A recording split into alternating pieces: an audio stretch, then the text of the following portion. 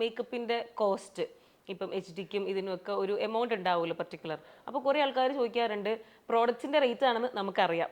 വാങ്ങിക്കുന്ന പ്രോഡക്ട്സ് എല്ലാം അത്രയും ബ്രാൻഡഡ് ആണ്, അതുകൊണ്ടാണ് നല്ല റേറ്റ് വരുന്നതുകൊണ്ടാണെന്ന് പറയുന്നത് അറിയാമെങ്കിൽ പോലും കുറേ ആൾക്കാർക്ക് ഒരു തോട്ട് ഉണ്ട്, ഇത് കുറച്ച് ചെയ്തു തന്നൂടെ, നിങ്ങളിത് ഫുൾ പ്രോഡക്റ്റ് നമുക്ക് യൂസ് ചെയ്യുന്നില്ലല്ലോ എന്നൊക്കെ ഉള്ളത്.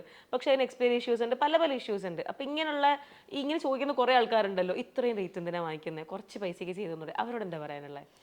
ഇത് ആക്ച്വലി ഇപ്പം ചില നമുക്ക് എൻക്വയറീസ് വരുമ്പോൾ നമ്മൾ അവരുടെ അടുത്ത് നമ്മളുടെ റേറ്റ് പറയുന്ന സമയത്ത് അവർ പറയും, അയ്യോ ഒരുപാട് മേക്കപ്പ് ഒന്നും വേണ്ട. അതായത് പൊതുവേ സൊസൈറ്റിക്ക് അങ്ങനെ ഒരു തോട്ട് ഉണ്ട്, ഈ ആർട്ടിസ്റ്റുകൾ ഒരുപാട് റേറ്റ് മേടിക്കുമ്പോൾ നമ്മൾ കുറേ പ്രൊഡക്റ്റ് യൂസ് ചെയ്യുന്നതുകൊണ്ടാണെന്ന്.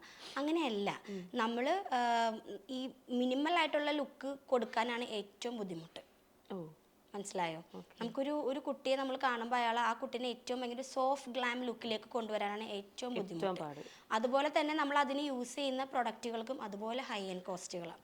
നമ്മളിപ്പോൾ യൂസ് ചെയ്യുന്ന ഒരു ഫൗണ്ടേഷനൊക്കെ ആണെങ്കിൽ ഒരു 6,000 to 7,000 കോസ്റ്റ് വരും. മനസ്സിലായോ? അപ്പോൾ നമുക്കത് ഒരു ഫൗണ്ടേഷൻ കൊണ്ട് മാത്രമല്ല നമ്മൾ ആ കുട്ടിയെ അങ്ങനെ ചെയ്യുന്നത്. അത് ഫ്രം ദ ബിഗിനിങ് ഒരു എന്താ പറയുക, ഒരു ടോണർ തൊട്ട് ടു ദ സെറ്റിംഗ് സ്പ്രേ വരെ നമ്മൾ അത്രയും ഹൈ എൻഡ് ബ്രാൻഡ്സാണ് യൂസ് ചെയ്യുന്നത്.